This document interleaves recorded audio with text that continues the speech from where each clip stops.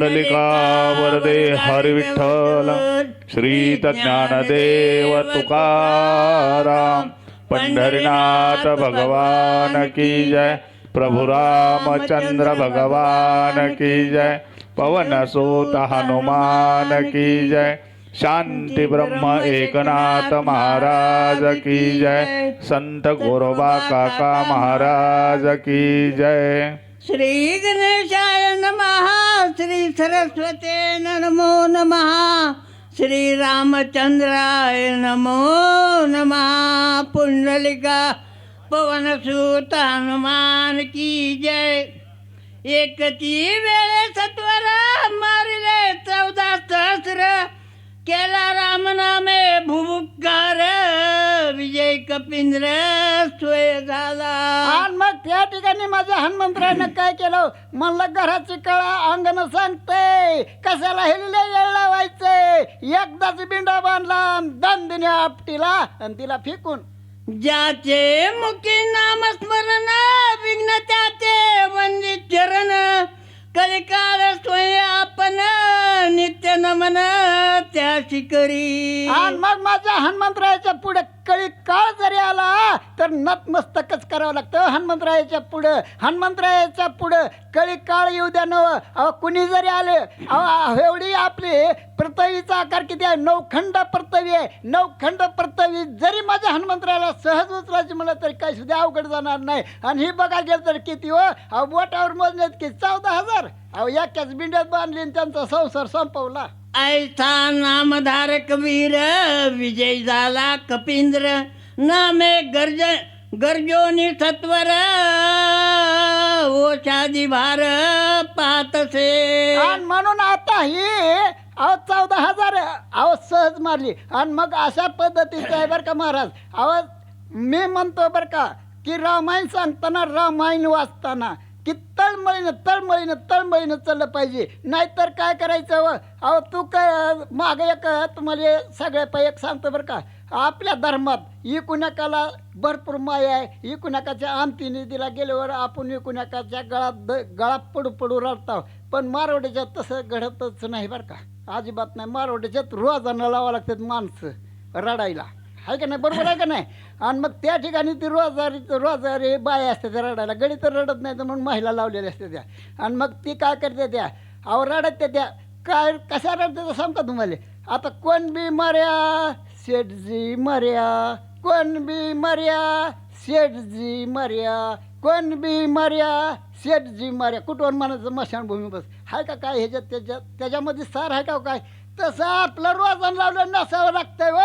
तळमळीनं पाहिजे. जीवातली लाही झाली पाहिजे. रामायण सांगतो. त्या महाराजाकडे बघून मला कौतुक वाटलं हो. अहो इतकं काय माणसाच्या अंगात अशी आग पाणी पाहिजे. आग नाहीतर उगाच आपलं असं मारवाड्याच्या मड्यावनी रोजाच्या बायवनी घाललंच नाही पाहिजे. आणि म्हणून माझ्या हनुमंतराने काय झटक्यात 14,000 घालवली. पर्वताचे शिखर पाहता औषधी भार. सहसा नव्हती गोचर त्याने कपिंद्र खवळला. आणि मग त्या ठिकाणी 14,000 अहो सगळ्या गंधर्वाचा संसार संपवला. आणि मग माझ्या हनुमंतरायानं काय केलं अहो त्या दुर्नागिरीच्या पर्वतावर वर चढले. शिखरावर शेवटच्या टोकावर गेलेत. आणि मग औषधाला इकडे तिकडे पाहू लागले.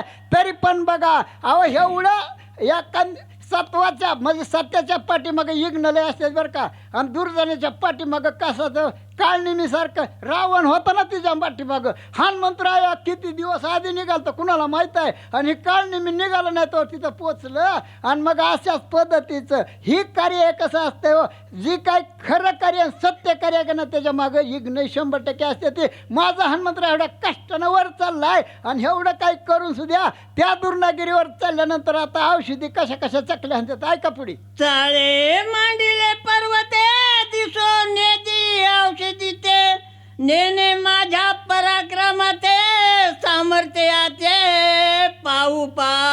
आणि मग त्यावेळेला ते औषधे काय करायलो हनुमंतरायाला लागल्या चकल्यानं आणि होकल्या हाणायला आणि मग हनुमंतरायाला राग आला ए मला औषधे नू अगं तुम्ही कशाला आला इथं झोपायला लाव काय तसं नाही जमणार झोपायचं नाही तुम्हाला लंकेत न्यायचंय आणि माझा लक्ष्मण उठवायचा आहे आणि तुम्ही मला चकल्या हाणाला काय मी काय कमी आहे काय बघतो तुमच्याकडं म्हणून कवळला मानसी तवा औषधी देखील पश्चिमेशी धावून गेला त्यापाशी तव आणि मग माझा हनुमंतरायाला असं काय राग आला आणि ज्यावेळेला औषधीकडे बघितलं त्यावेळेला हनुमंतरायाच्या पुढे होत्या पण तो अहो एका क्षणाच्या आत पश्चिमेकडे गेल्या आणि मग माझ्या हनुमंतरायाने काय केलं पुढे उत्तर दक्षिण समस्त अवघा पर्वत लकलकीत वानर विस्मित झाला ते काय ते आणि मग माझ्या हनुमंतरायाने काय केलं अहो जिकडं बघल तिकडं औषधी दिसाय चारही दिशाला औषधी दिसायल्या आणि हनुमंतराया धराया घ्यायला गेल्यानंतर हाताला काहीच लागणं गेलं किंवा आणि म्हणून माझ्या हनुमंतरायाच्या मनामध्ये थोडासा विचार भिन्न झालेला आहे त्या पुढे काय होत आहे औषधी म्हणून धरू जाये तव झाडोरा कैचा काय तो सांडोन आणखी पाहे तव ते होय तैसेची आणि मग त्या ठिकाणी आवाज पहिल्यासारखंच पुन्हा बी व्हायला महाराज चला पुढे आयसा झाला खेद क्षीण नव्याचे औषधीचे दर्शन चिंता तुराती उद्योग काय आपण बोलत प्रयत्न थोडासा असतंय आता माणसाचा प्रयत्न किती बी प्रयत्न करायला ते हाताला चिन्ह गेल्यानंतर मग माणसाच्या मनामध्ये अनेक विचार येतात का नाही आणि तशा पद्धतीनं माझ्या हनुमंतरायाच्या मनामध्ये अनेक विचार येतात आणि त्या विचाराच्या आता पश्चात काय करतात ऐका पुढे आजी ती तुका पुरुषार्थ केला ती तुका अवघा वाया गेला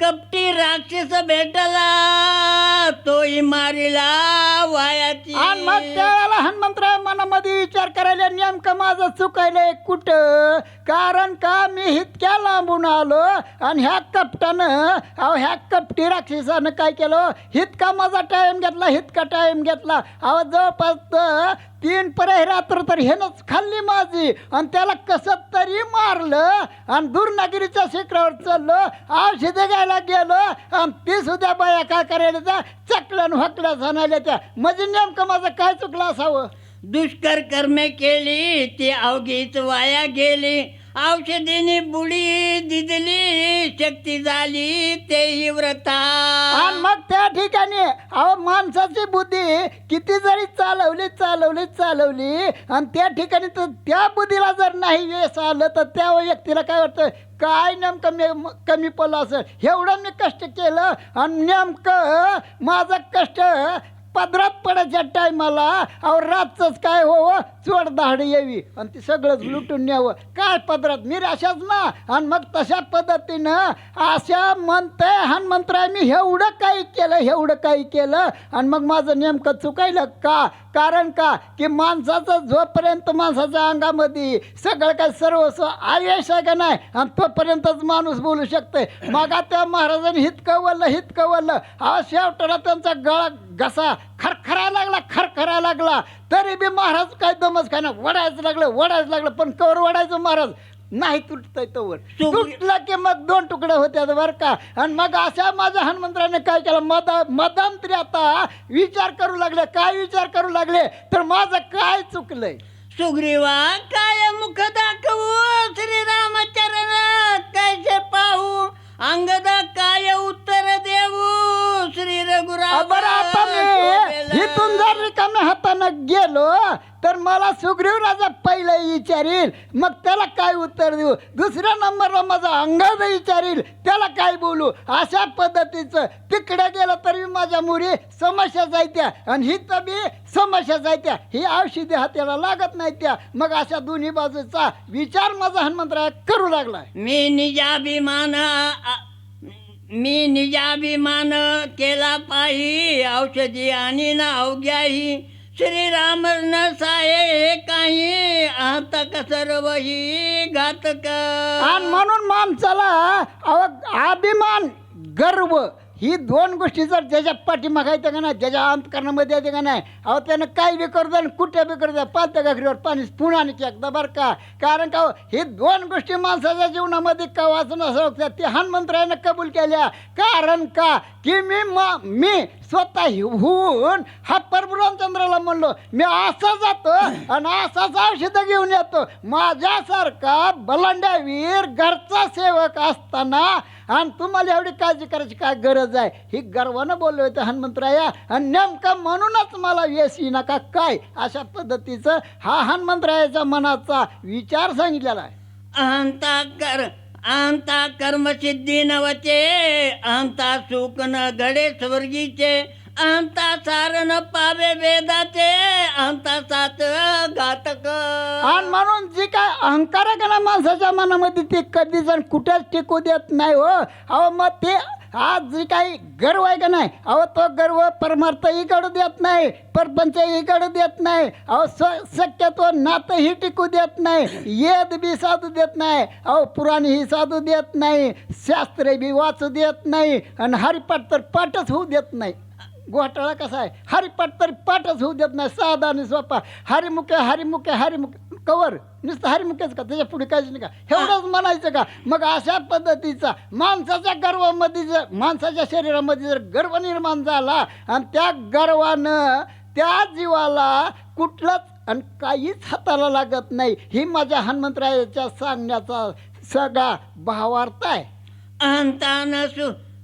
अंतान साधे स्वामी कार्य, अंतेने साधन हत होय, अंता यश न लाहे निंदे होय. आणि म्हणून हा जी काय अंत आहे, हा जी काय गर्व आहे का नाही, आणि गर्वामुळंच काय होतं. आता आम्ही एवढं काय रामायण कमिटीनं आमच्या सगळे बरं का, रामायण कमिटीनं सगळ्यांनी मिळून ही सगळं काय सोहळा म्हणजे निर्मिती झालेली आहे. आता ही चालू केलेलं आहे. पण एका जर बहादराला वाटलं की माझ्यामुळं ही लक्ष्मण शक्ती झाली, तो आता चालता हो रे बहादरा.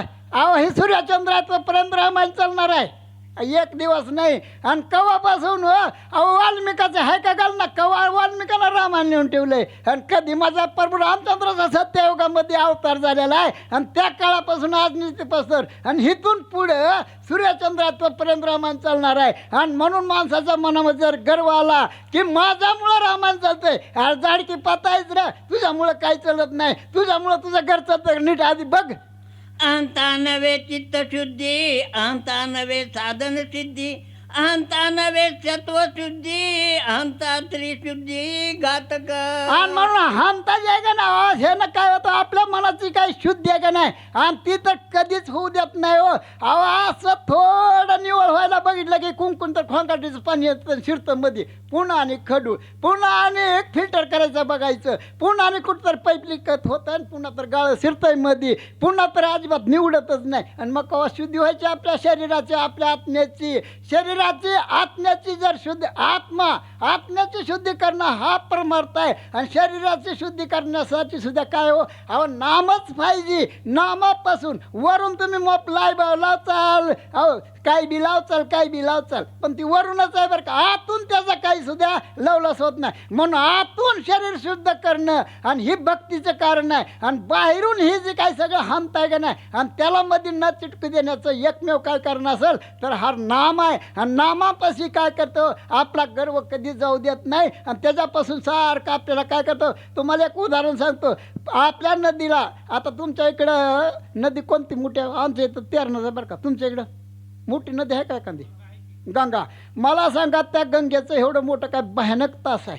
आणि एखादा व्यक्ती जर जिवंतमध्ये पाण्यामध्ये पडला, पूर आल्यानंतर ती पाणी त्या व्यक्तीला कवर ढकलीत नेते. मला सांगा मध्यभागी कवर घेतो, जोपर्यंत त्या शरीरामध्ये जीव आहे का नाही आणि तोपर्यंतच घेतंय बरं का. आणि ज्याला जीव गेला ती बरोबर बाजूला फेकतंय बरं का. आणि मग असंच आपल्या जीवनातला आहे हो, ही गर्व कवरणे होत आहे हो. आपल्या शरीराचं सगळं चकचूर झालं की म्हणतं तुझं बिन माझं बी काही घेणं देणं नाही, बघ तू आता. आणि मग कुठं बघतं, कुठं तर एखाद्या खुसपडाला अडकावं लागतं, त्या येड्या बाबडीत अडकून पडावं लागतंय. आणि मग ही गर्व सगळं आपल्या जीवनातलं सार बाजूला काढतंय आणि कुठं तर कुपाटीत नेऊन अडकावतंय. आणि म्हणून माझा हनुमंतराय म्हणतंय की माझ्यामध्ये जी काय अहंकार आलाय आणि त्या अहंकारानं मला ह्या दुर्नागिरीनं आणि ह्या दिव्या औषधीनं एवढी काय बेजारी केलेली सांगितलेली आहे. ऐहिक सुख नव्हे देख अथवा नव्हे पारत्रिक अहंता भोगी जे नरक अहंता भाग घातक जगा झाली. अहो अहंता काय करतो?